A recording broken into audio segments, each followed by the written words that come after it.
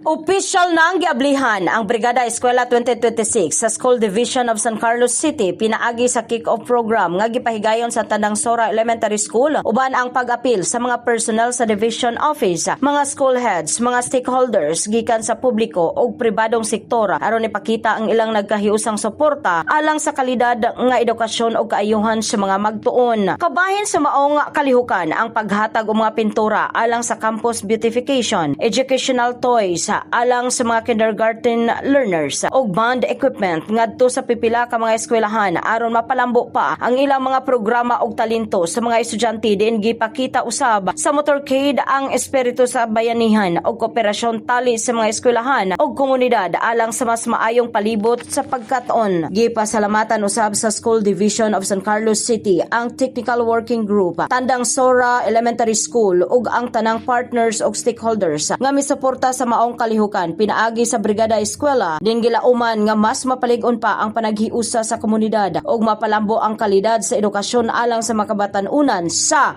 Dakbayan. In the heart of changing lives, kini si Brigada Dixin Binihagan sa 89.3 Brigada News FM San Carlos, The Musica News Authority.